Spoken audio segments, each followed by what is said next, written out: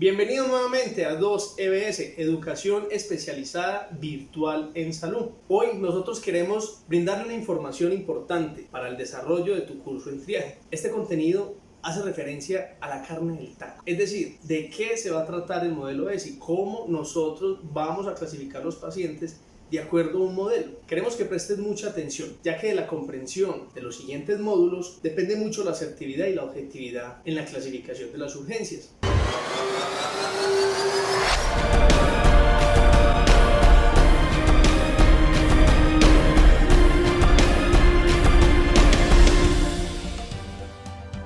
El sistema ESI o modelo ESI, índice de severidad de la emergencia.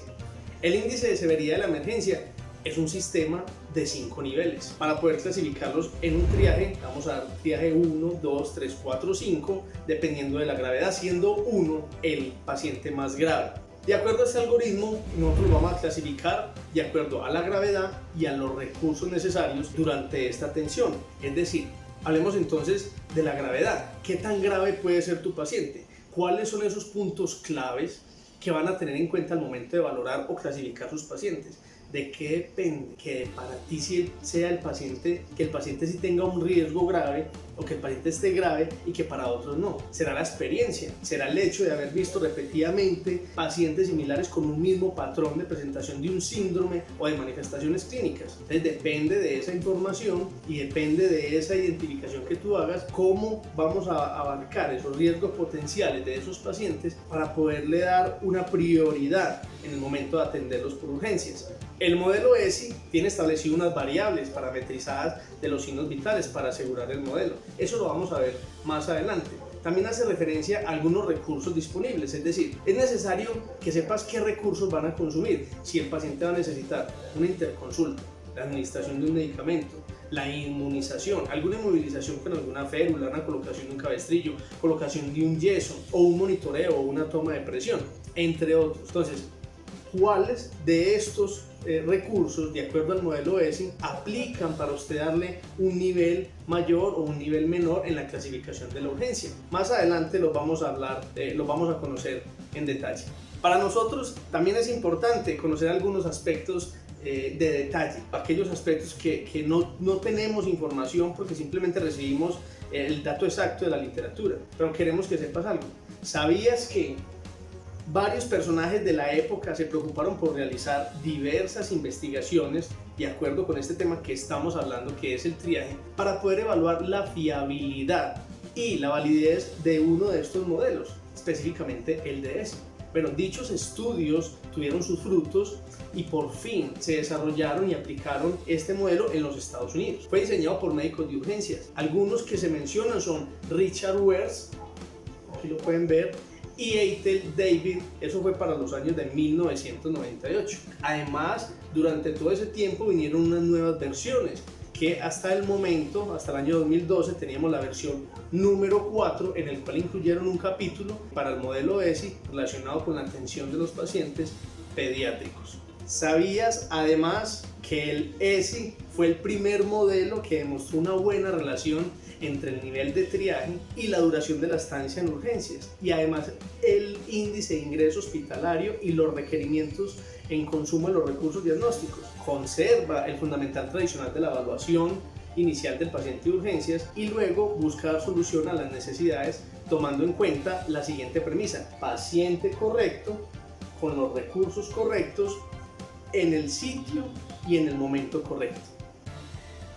¿Sabías además que este modelo es implementado para nuestro sistema de salud en Colombia, el cual ya ha sido avalado y es utilizado por diferentes instituciones? Hoy en día el triaje es realizado por médicos de urgencias y enfermeros profesionales para los niveles de atención. Acá en nuestro país, los niveles de atención 2, 3 y 4 realizados por profesionales, y los que tienen un sistema de clasificación nivel 1, o sea, los primeros niveles en nuestro país, requieren unos recursos menos sofisticados, es decir, no tiene ciertas especialidades, no tiene cierta infraestructura y tampoco tiene algunas ayudas diagnósticas. Ese tipo de clasificación para esos pacientes los va a realizar un personal auxiliar de enfermería o un tecnólogo en atención prehospitalaria. Este tipo de capacitación está brindada por estos profesionales y este personal previo a una capacitación como la que estamos dando nosotros, 12BS. Algunos beneficios del triaje. La experiencia que hemos adquirido nos permite informarte que este modelo tiene unos beneficios, los cuales mencionaremos. Este modelo no requiere muchos recursos, es sencillo, es un modelo preciso, disminuye la subjetividad, facilita la comunicación y brinda oportunidad de dar una rápida identificación a los pacientes críticos. Los pacientes clasificados como ESI 1 y 2, estos pacientes pues no necesitan signos vitales, puesto que son pacientes que de entrada están debutando con un problema clínico. Es decir, sus manifestaciones clínicas son evidentes. Usted los ve pálidos, diaforéticos, los ve con su patrón respiratorio alterado, los ve con la piel, si usted se acerca y los toca, su piel es sudorosa o tiene alteración del sensorio. Muchas de estas condiciones usted las ve inclusive desde que llegan al servicio de urgencias, los escucha por dolor, por su respiración, por el quejido, porque tienen la mano en el pecho. Entonces esos son signos evidentes para usted pensar que puede tener alguna complicación en estos momentos desde su estado físico y que requiere una atención inmediata. Los pacientes triaje 2 abren una puerta. De acuerdo a tu experticia y pese a que los signos vitales estén completamente normales, ya sabes de mano que el riesgo que tenga uno de estos pacientes es muy alto. Es decir, yo lo tengo 120/70 con una frecuencia cardíaca 85, pero tienes un paciente que está beta bloqueado y que está anticoagulado y el paciente dice que ha tenido 3 deposiciones melénicas. Usted dice, pero ese paciente pues está estable, está tranquilo, porque tiene 85 años, pero está anticoagulado, está sangrando, sospecho que pueda tener una hemorragia de tracto digestivo. Recordemos que no estamos haciendo diagnóstico inicial, pero sí podemos diferenciar qué es lo que pasa con esos pacientes en esos momentos. Entonces, para mí y para 12BS es importante definir que la condición de ese paciente viene con un riesgo inminente de una complicación en una sala de espera. Por eso la clasificación de este tipo de pacientes es triaje 2, aunque los signos vitales si nos digan que si están estables puede ser una clasificación triaje 3. Los servicios de urgencia en las instituciones de nuestro país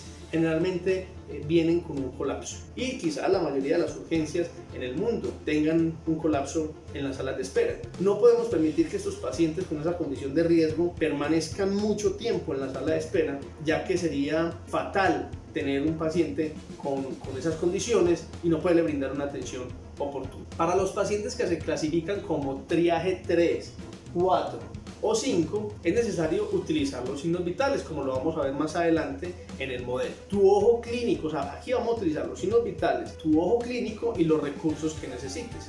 El paciente triaje 3 siempre debe ser atendido por los servicios de urgencia de acuerdo a la normatividad colombiana. Los pacientes triaje 3 son aquellos pacientes que primero no tienen una condición urgente, segundo no tienen alteración del sensorio ni tienen una escala de dolor por encima de 6.